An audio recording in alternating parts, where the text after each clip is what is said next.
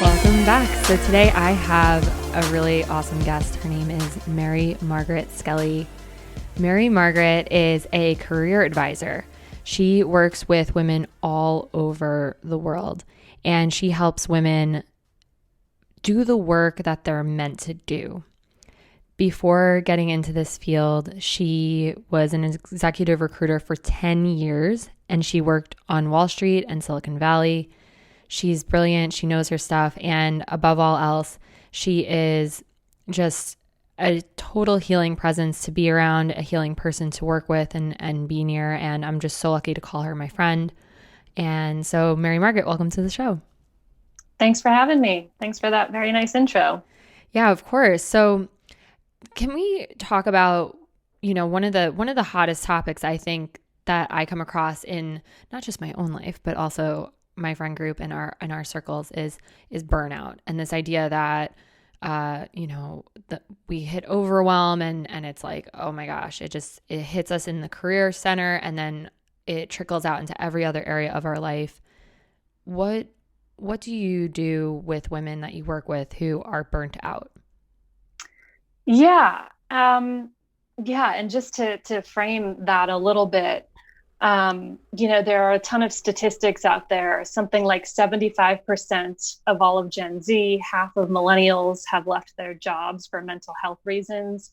Now, those two generations are known to be more fragile, but I can say from working with the executive teams at Fortune 500 companies and some of the world's biggest banks that burnout is not limited to the younger generations. And we're seeing it really kind of across not only generations, but socioeconomic status. Wealth does not protect you from this. In fact, we're seeing that some of the wealthiest people are working the longest hours. And these rates are really no mystery to me. They make sense. Human beings need certain things. We need good food. We need time to exercise. We need real rest. We need enough money. We need a community of people who are like us. Not to say you should only, hang out with like-minded people, but a community of people we feel connected to. We need good relationships. We need creative expression. We need to feel like our work matters. And I would argue we need a connection to a higher purpose and a higher power. Our culture makes it very difficult to get all of these things. And, a lot of people try to muscle it out and they're lonely. Their health is not great. There's a lot of dysfunction in the way that we relate in the workplace. And, it becomes almost like the family system and all of the dysfunction comes out. That's fine. That's normal. I've never seen a workplace that's not dysfunctional. We can work with that. But you're going to break down if you don't have those things. And it's just evolution at play when I talk about why it's worth it to improve and to get those things. People call, my generation entitled. That's fine. We need to evolve. We need to stop the cycle of dissatisfaction and deathbed regrets. And it's worth it. And I'm not saying it's easy to get all those things, but I am saying we can get very, very close, and that we really need to if we're going to start to improve the mental health rates in our country and in the world. So a lot of women do come to me and they do feel completely exhausted. And a lot of them think that they need to make a total career change, a total career and life overhaul. And we find through our work together that that's not often necessary. Sometimes it is and it makes sense. But there's a lot that you can do right where you are in terms of giving yourself permission to kind of quietly create the life that you need to create. And a lot of us want to wait for permission. We want to wait for policies to change at our workplace, or we want the government to do something. And that would be very nice, but we can't wait around for that to happen. And there's so much power we have as individuals to own our own lives and to start to create a working life that works for us. And it has a ripple effect across society, because if you're a woman who has a happy working life, you're elevating all of your coworkers, you're coming home and you're treating your family right. And then everyone you touch is in a better position to do the same. So I think it's critical, and I think it's very unselfish to get the working part of your life right. This is a beautiful picture that you're painting. And I feel completely like I'm like screaming, yes, yes, yes, yes. I completely agree with you. The revolution. The revolution, it starts with working women and just women in general. But for the women out there who are in like the throes of the burnout. And it's Yes. like, you can't even see like 5 feet ahead of you, let alone the bigger picture of like, I'm going to elevate everyone else around me. Yes. Where do you start with them? Yeah. In my mind, the answers are simple and you know what they are. However, years of conditioning and other people's opinions are blocking the truth that you inherently know. And so a lot of the work that we do, or that I do with women I work with, is around peeling that away and really asking questions designed to awaken women to their own self-knowing. Um, you and I kind of came from a similar background.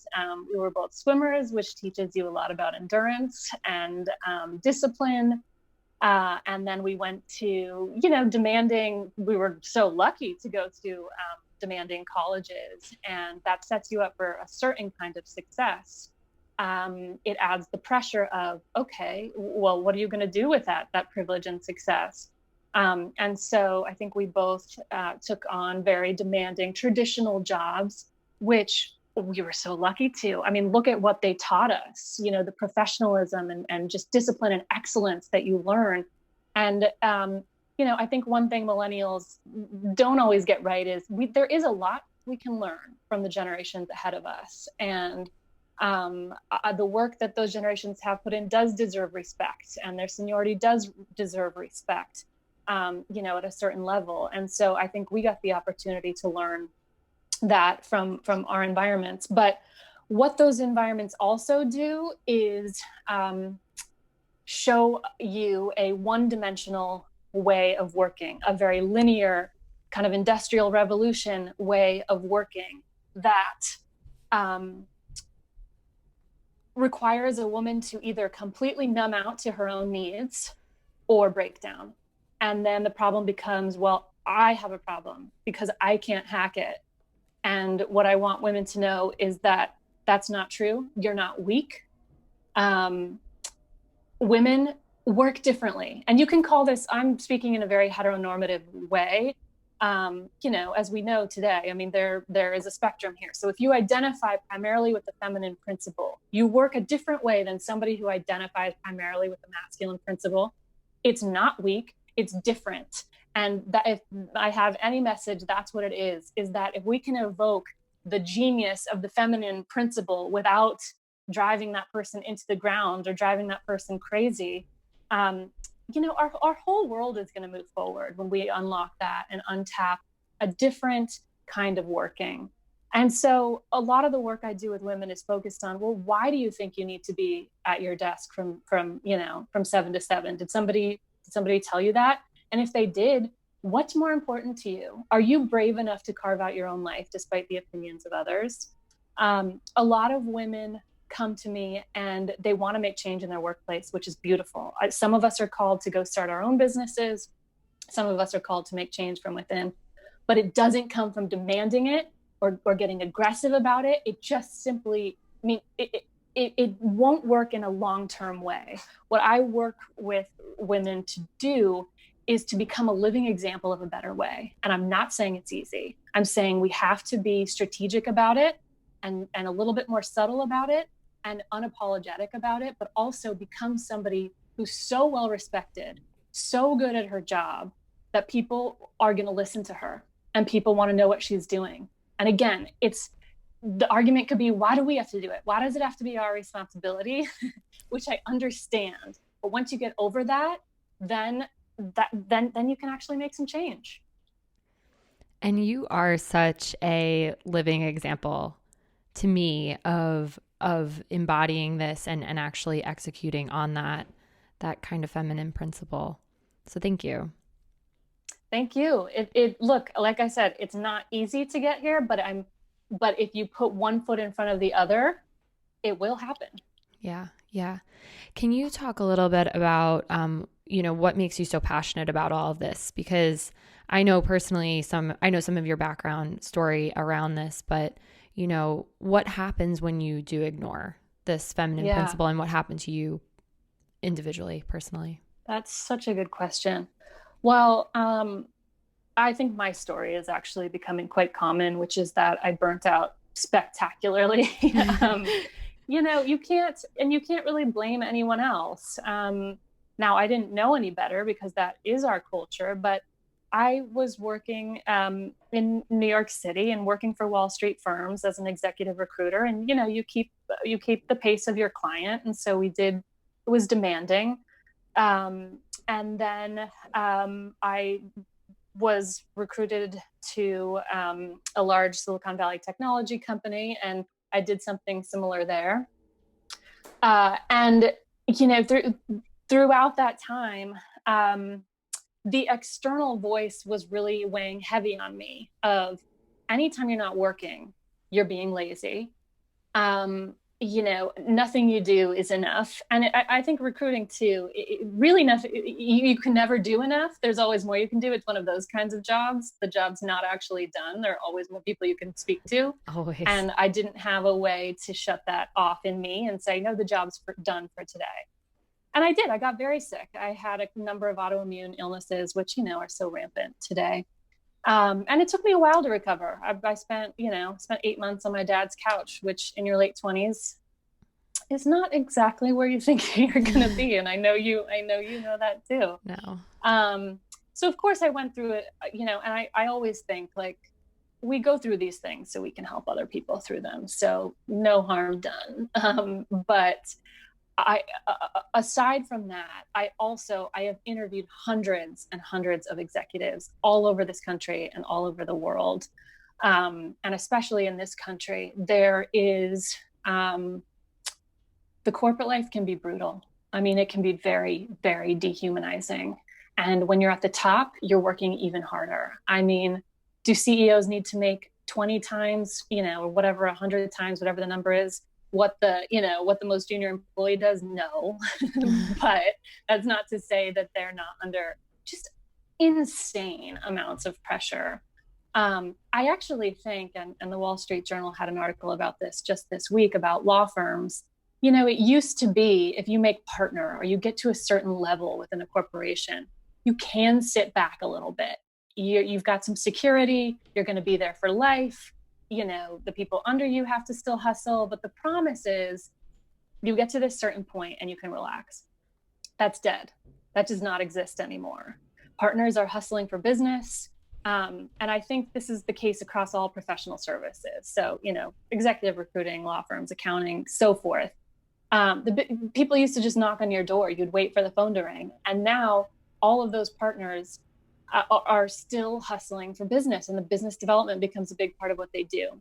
And there are multiple reasons for that, but I think we all thought technology was going to somehow help us. And it has, but it's actually made it so we're always on. I mean, I think, there's the famous millennial complaint, but we're the first generation that has never been able to sign off. If we're not working, we're worried about it, or the phone is pinging, and we've got to, we need new tools to deal with that new reality.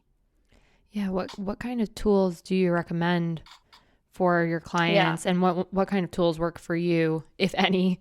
I'm speaking and it's like, I have like things lighting up on my screen, my dog's barking, Yes. my phone's pinging. Yeah.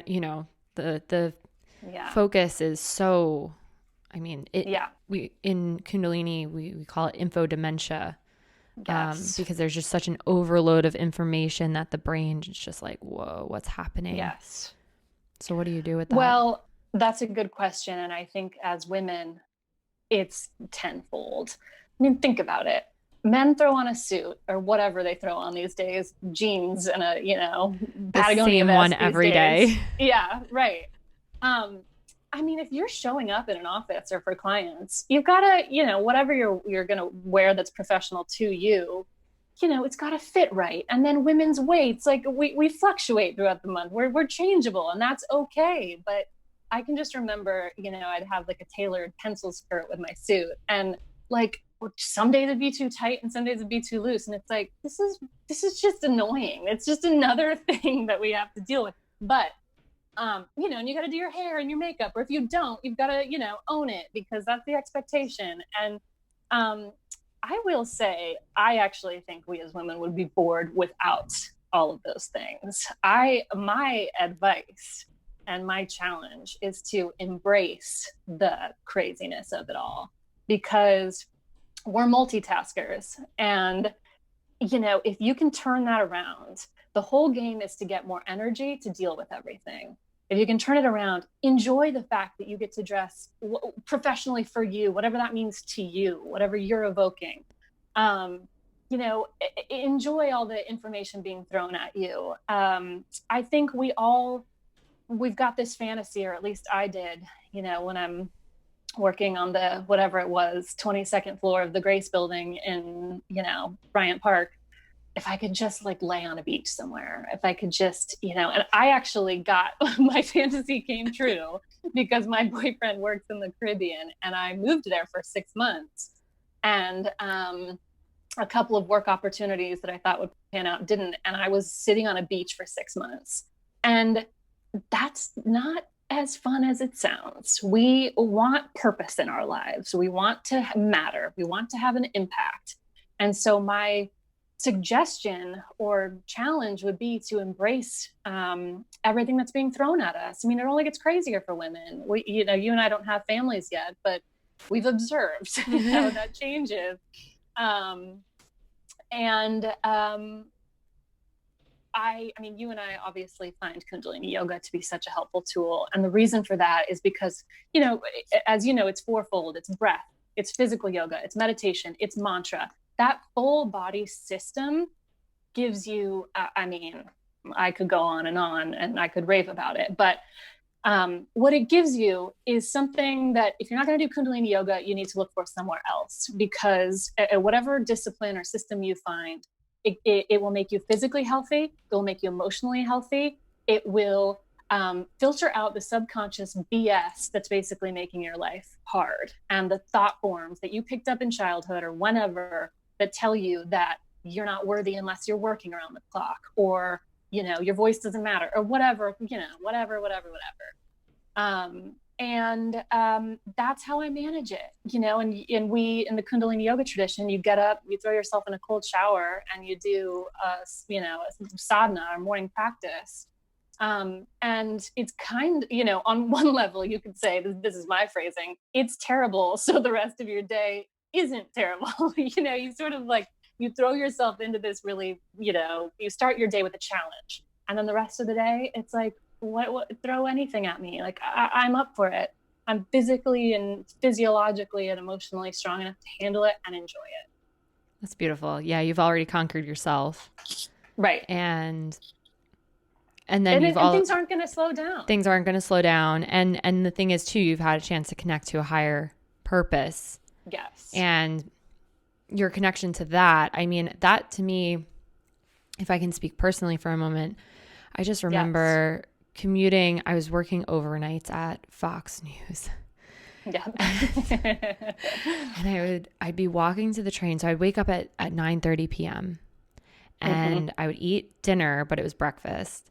And then I would walk to the train at like 11:15 or something like that to catch the train so that I could be in the city by midnight.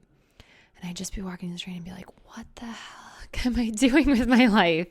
And then I would just get really existential, and I'd be standing in Grand Central like, I don't want to go. I don't want to go over there. I can't do this. Yeah. And I just stand there, and it would be like, and everything, like life would all of a sudden have no meaning or purpose or anything. Yeah. And then it would just be this crushing weight of like existentialism. And I mean, some people just like numb out to that, but I just like went deep on it. And, you know, so I did end up quitting that job, but that wasn't going to work. But it's a lot. It's a lot to deal with. And I think one of the things that I realized for me is that if I didn't connect to the greater energy that's kind of moving our lives here, if I don't do that daily, and if I don't acknowledge that, then it does come in through this side door of existential dread and overwhelm and complete crushing fatigue. So Yes. it's interesting because I actually have a theory that I don't voice out loud that much, but that if I were to go back and work in a newsroom right now, I would crush that. You'd be fine. So I have the same theory. Yes. It's unreal and it's uncanny and weird for me to even say it, because I really feel that strongly, that if I ever did want to return to that type of world or environment, that I could actually not only handle it, but I could thrive and I could change it and I could impact it in a meaningful way. And, it's a very circular movement if I ever did something like that. But, so I mean, for me, if anyone's listening and they're in the throes of the burnout, I had to quit in order to get out of it. I was too sick. I was too in it. I was too depressed, down, all of it. Yes. But it's unreal for me to be able to say that, I'm 5 years later, 5.5 years since I worked at Fox News. And, but I never would have said that even 3 years ago. So it's amazing how much we can change and evolve. And then also that's part of the reason why I feel like I'm able to get behind what you're saying about, we as women, we can be in these environments and then we can impact the other people around us. Yeah. Because of the energy we're holding. I love that. And to your point, for some people, I mean, there is a point where you may need to sit on a couch for a month. I mean, my mission is to make that need to happen less. Right. But absolutely. I mean, there very well may be a point for people. And if there's any way that you can do it. I mean, sometimes you have to it's almost like declaring bankruptcy. Sometimes you have to absolutely start from the couch, but don't spend too much time there because it builds on itself. And if you're waking up and telling yourself that story of I'm exhausted, I'm burnt out, I do think there's something to be said for, sleep and Netflix, but often our creative projects are the most rejuvenating, and to get going on something, even if it's just for yourself, can be very, very healing. That's beautiful. And for the people who are kind of coming up through the system in the similar way that we did, where it's the hardcore college experience, the rigorous job process, and then actually getting into these high-level careers,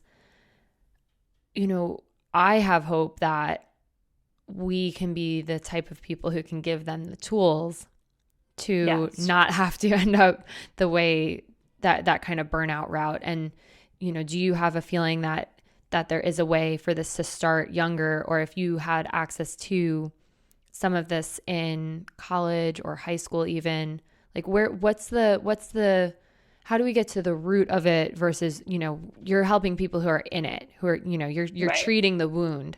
How do we prevent the wound? Yeah. Wow. That's such a good question. And that's also where women come in, because we're giving birth to the next generation, whether literally or, in just our influence on the next generation. And it does have to start very early with a sense of sort of self-confidence and sovereignty to be able to check in. And it's a fine line, because you've got to, I think, having never been there, but just having been a kid, I could be angry at my parents for making me swim when I didn't want to, but at the same time, the endurance and discipline that I learned was very helpful. So I think there's a fine line between, encouraging discipline and sticking to it. Kids sometimes want to give up on things. But also kids are, and we learn this in the Kundalini yoga tradition, they're not furniture, and they're not people, they're fully formed people who are just adjusting to the earth. And so we have to stop denying their opinions completely. And even if you're going to take a hard line, talk to them like they're a human being. Listen, this is why I think you should do this. This, this is what we're going to do. But, talk to them and tell them why. And, I think if we're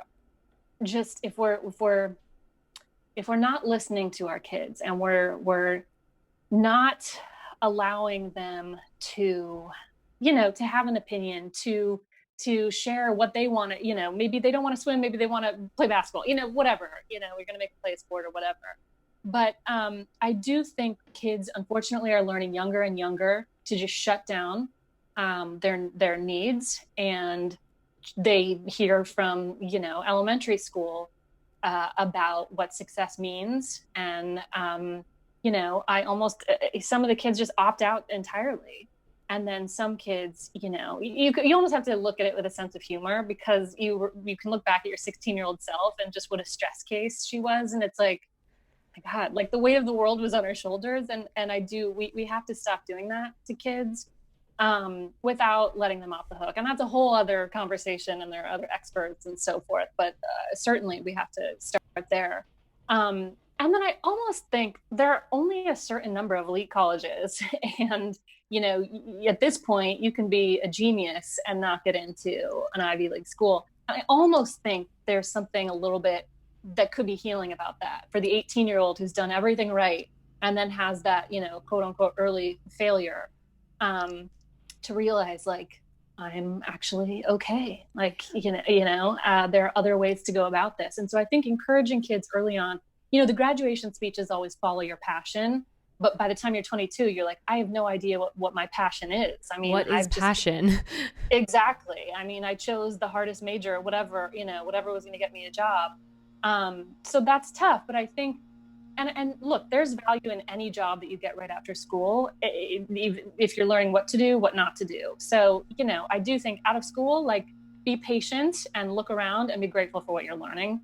But throughout that time, if there's a book you want to read, a class you want to take, those are all clues, and you should follow those. And maybe that won't turn into a day job, but it'll turn into something that you do maybe on the side, or that you infuse into your day job, that just gives you a reason. Not all of us have to save the world. You can work in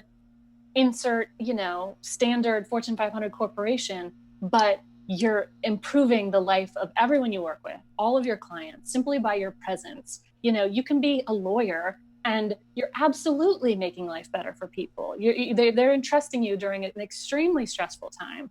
And so there's meaning and purpose that can be found in any profession. I think when you talk about getting at the root of the problem, it's just, it really is a societal acceptance, and it starts with every individual, that there's value in the things that you enjoy. You talked about every night you would have this feeling like, what am I doing? Why am I here? And I can remember that feeling right after school when I worked in Chicago. I would cross the same bridge to work every morning, and every morning I would just think, I don't want to go in. I don't want to do it. And that is a signal that something needs to change. And like you said, I mean, maybe you can stay in the same job, or maybe you need a hiatus or whatever, but we have to listen to those voices. They're telling us something, and it may not be obvious right away, but you've got to listen. Yeah, we do. And we need everyone to be listening to it, not just a couple people. Yes. It's a community problem, not just an individual problem. And, one of the things that you're saying is we need to find meaning and purpose, but a synonym to that, to me, is spirituality. And we're spiritual beings. I agree with you. Yes. We're spiritual beings. Now, this is a little bit of a taboo word within the career Fortune 500 scene. Some companies have a true depth of spirituality embedded in their company culture. Interestingly, there's something about Steve Jobs. He actually had only one book on the iPads when he gave them out to the employees or something, or maybe it was his iPad. The only book on the iPad was Autobiography of a Yogi. Wow. I mean, that's the only book that's the one that he didn't know that. This is fascinating because, if you actually look at the companies that are doing things in a big way and the CEOs who are real visionaries, look at Tesla and look at I don't know. I mean, Tesla, Apple, and then there's so many interesting startups out there now. These cultures that these companies are fostering are built on spiritual principles. Wow. And I'm fascinated by that because I think that personally, successful companies of the future have to be built on spiritual principles, whether they call them spiritual principles or not, or that they call their employees spiritual or not. It doesn't really matter. And maybe we just need new language for it. Yeah. Because I mean, you were in executive recruiting. It's not like you could like, would you ever even talk to anyone about No, spirituality or their beliefs in that sense of like, not at all. yeah. I mean, you can't because it's almost too much of that like live wire because we're taught like don't talk religion, don't talk politics, don't, and somehow spirituality got looped into that, which is like what. Okay, we'll just ignore the fact that I'm wearing glasses. You know what I mean? It's like, how are we gonna ignore this? We can't ignore this. It's actually completely inappropriate to ignore it. And I think that it's just this massive elephant in the room. What do you do? What do you do with that? Do you have I any can thoughts? understand the reluctance just because of religion and how it's been divisive and used um, just against each other.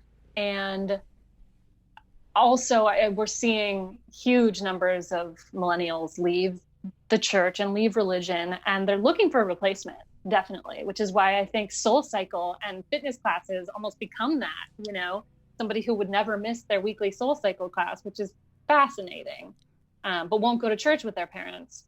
And listen, I'm with you 100% because that is my purpose, is the spiritual principle of serving others. um, so that's actually the language that I would use, is service to others. Now, I have been involved in purpose driven business associations and companies that want to have a purpose, and it has been watered down and dissatisfying to me personally, even though I appreciate the gesture. And it becomes tricky because I think people think that means you have to be nice, Mm-hmm. and that you can't, oh, well, we're purpose driven, like we can't You fire have this to person talk in or a really whatever. nice voice. Yes, and that's not it. It's not, you're not being spiritual by not giving somebody direct feedback or not letting somebody go so they can pursue what they're actually good at. So there's a real gap right now that I see, and I'm with you 100%. But I do think language that we could use, because again, the spirituality and religion, I mean, people bristle at it, and it might, take some time, and we don't want to force our beliefs. That's fine. But one thing I think that hopefully people can connect with is, I mean, it's such a tired story to chase money above all else. I mean, haven't we? The trope of the person who chased money at the expense of relationships and, community and whatever, it's tired. And, I live in Los Angeles where, those people abound. It's like, why am I not happy? I have everything. And so I just think like we don't have to repeat that anymore. We've had enough examples. And really, and I don't say this because I'm Mother Teresa. I say it because it really, to me, it's just the core of personal satisfaction. You've got to be doing something to help others, and we're not in a way where you're saving them, because that's obnoxious and they don't need to be saved. They can save themselves, but in the sense that you're a living example of a better way. Whoa. I have chills. That's really beautiful.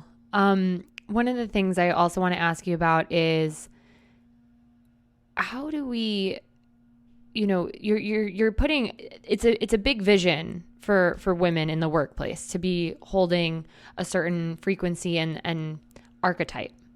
Now Yeah. you do this series called the archetypal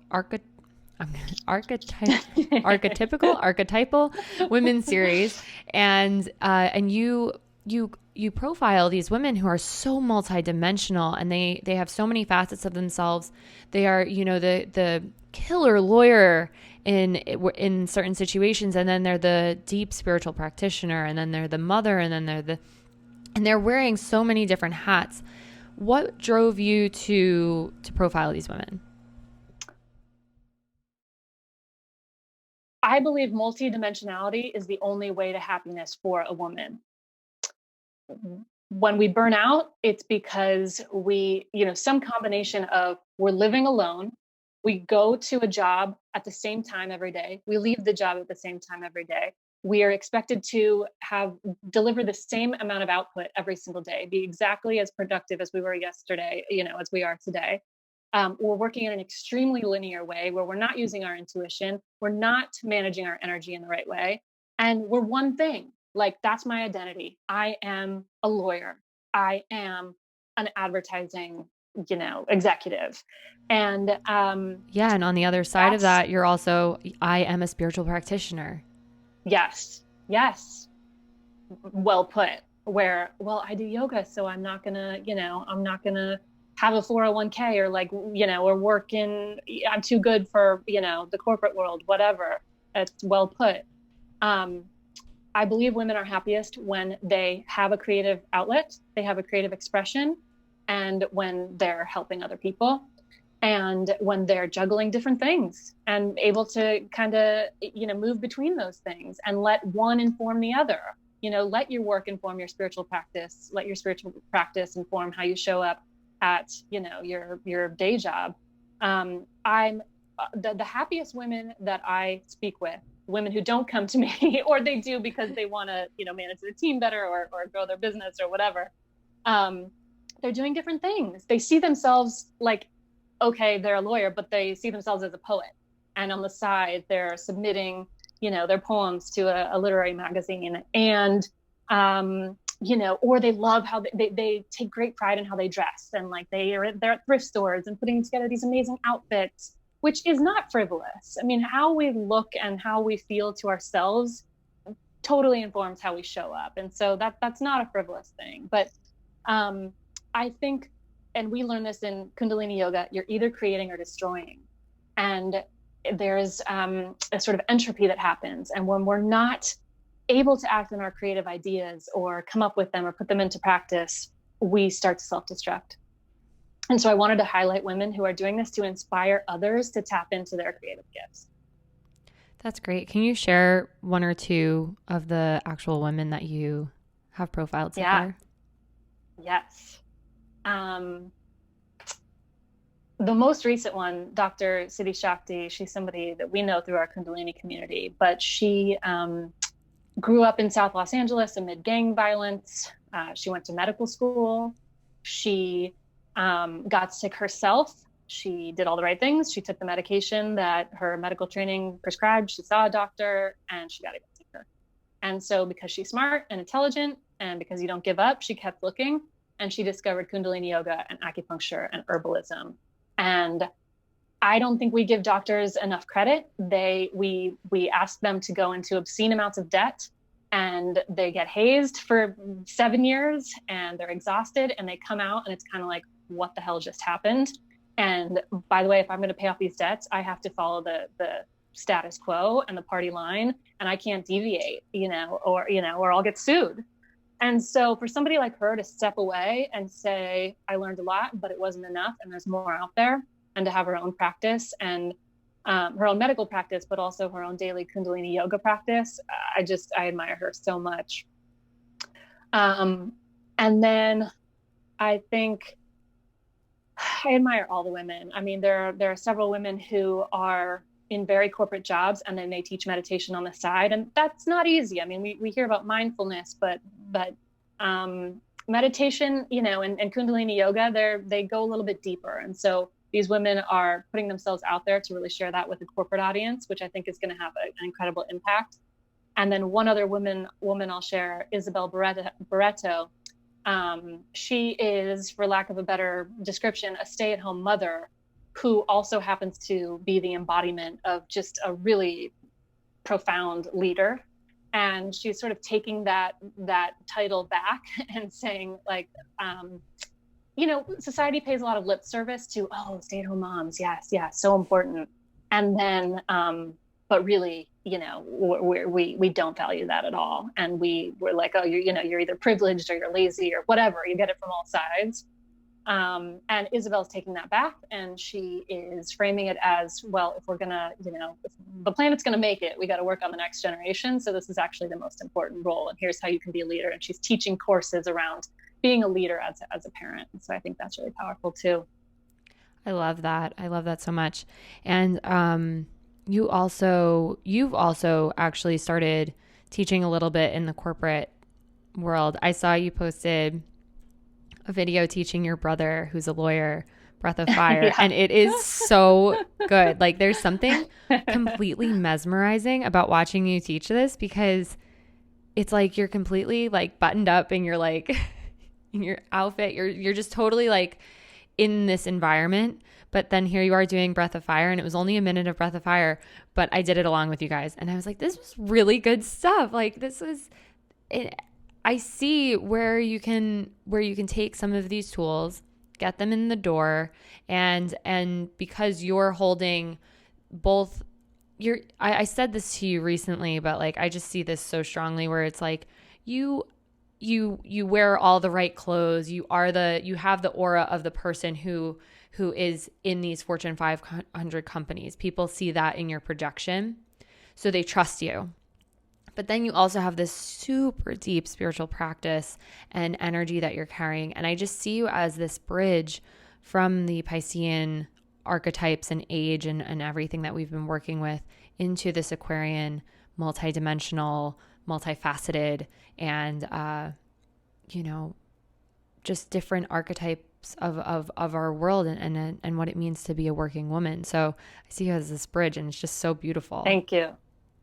Thank you. And I do, I think that's critical for our times. And the women I mentioned who I've profiled for the Archetypal Women series, they're the same. They're also that bridge. And I think a lot of us are. And I think our society has suffered from a split. It's either science or religion, or physics or metaphysics, or masculine or feminine. And I don't, we've got to bridge the two, and not into some bland neutral middle where we're kind of in the middle. I mean, we don't want to do away with the extremes are fine and necessary, but I think we need the agility to, you're a scientist by day, and then you realize like, actually, if we go far enough with this science, it becomes metaphysics. Like the two are melding.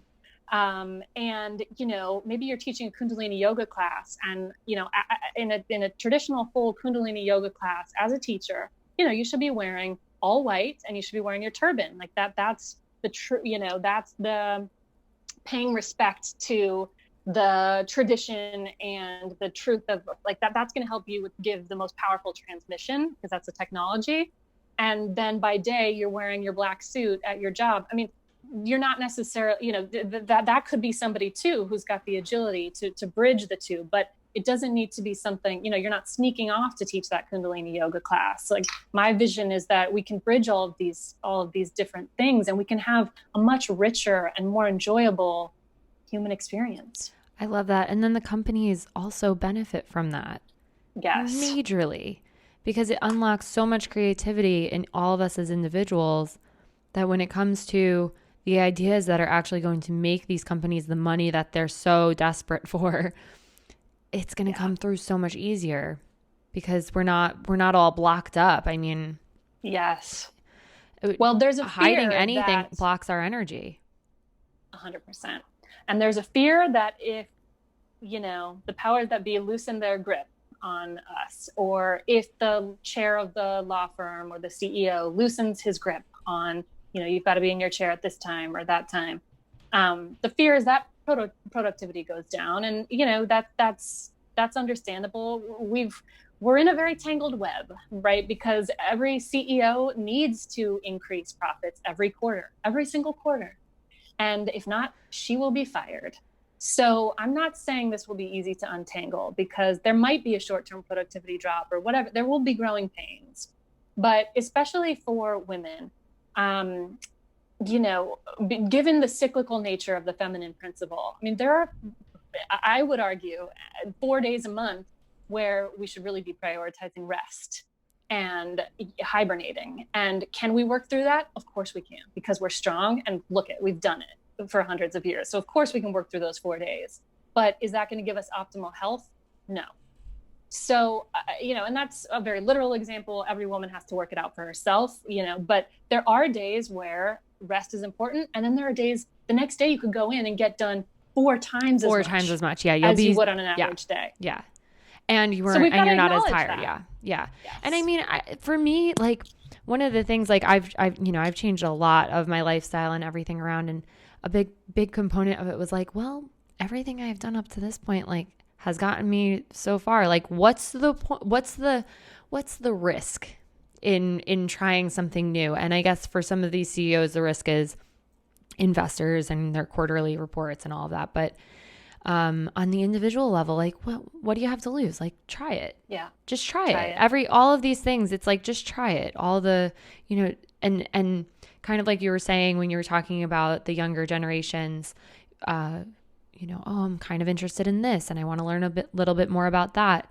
That's the same thing as adults, especially adults like us who have maybe been shut down or out of touch with anything that we're actually passionate about. That's how we refine those passions. And again, what do you have to lose? Like, just try things. You don't know. You might be a painter. You might be a dancer. You might be neither, but You're probably going to have a lot of fun trying something new anyway. So that's well put. And what Kundalini yoga or, your system of choice will give you is efficiency. So you're in the demanding job, but you become so efficient. And then, like the culture in one of my old offices, which is hilarious, is if you left at 6 p.m., if you left at a normal hour, you would leave your coat. So it looked like you were still there and just running to get coffee or something, which is so hilarious. No, it's not hilarious. I feel that tragic. So deeply. It's tragic. But my invitation, if that's your office culture, is there's a book by Cal Newport called So Good They Can't Ignore You. And it's been a few years. I'd have to give it a reread to fully endorse it. But I love that principle, which is if you get so efficient, but the only thing people can say about you is, oh, she always leaves at 6. We used to call those people, oh, he's a company man. That's the worst people can say about you. Like sit with that. And if what they're going to fire you, but you do have to be good at what you do. Yeah. And it is, call the shots. It's tough though, that I vividly remember when I was working at a big PR firm in New York City, that on Fridays, I would duck out of there at 5:00 after working 60 plus hours that whole week because I wanted to make the 5:15 yoga class. It was the only yoga class that I could make at Equinox. You are a rebel. Down the street. And I'm not BSing you. When it came time for review, that was a major issue. Wow. What do you do with that? Well, that and we know it's not, and we know it wasn't a quality of work issue. So we can just eliminate that. The be so good they can't ignore you. I mean, my God, the amount of money they made off of me and stuff. So here's what I would say in that situation. Yeah. I would, and you have 2 options in that situation. You talk about what we just talked about, which is, did that impact my work? How did that impact you? And then they're going to say something about, well, company culture and whatever. You need to set an example, whatever. Stay strong. And then you do everything you can. And then you realize when it's time to move on. Yeah. And you realize, there are other options out there. Which is where I got to. And I don't advocate moving around because I do think sometimes with our own patterns, we just recreate the same thing at the next place. But there is a point at which you have done the work on yourself when you realize this environment's never going to support me, and I've graduated from it. Yeah, and some environments are just pure toxicity, and it has nothing to do with you. So yes, yeah, I agree with you. So stick it out within reason. Yes. Well, thank you so much. I'm so happy that we had this conversation, and I just feel like we could talk about it forever. And I'm excited to see how people respond to this. And if you're listening right now and you have questions for either of us, please reach out. And Mary Margaret, where can they find you if they want to work with you and, if they want to learn some more? I'm on Instagram at Mary Margaret Skelly. And that's also my website, marymargaretskelly.com. And we'll put that in the show notes. And just for the everyone who likes the behind the scenes information, this was a very hard call to set up for some reason. And so, when things like that are happening, I always take note, because when there's that kind of opposition forces that are like making a call hard to happen, either because of scheduling or we had technical issues as well. it's, and I don't know if you heard the baby crying, the dog barking, the lawnmower, I literally heard the airplane at one point. I'm like, are you kidding me right now? All of these things, it's just such an indicator energetically that there's energy moving in a positive direction here. And so I just want to call that out, because I just see that as, the things that Mary Margaret is talking about and doing. It's groundbreaking, profound, important, impactful. It matters. And it's really breaking with the status quo. It's really going to scratch a lot of people's subconsciouses, and good. It needs to. Shakti Sita, thank you so much for having me. I'm so grateful for all the things you're doing in the world, and it's really an honor to get to do this. So thank you. Thank you. I'm so grateful for you. And we'll talk again soon. Sounds good. Take care. Satnam.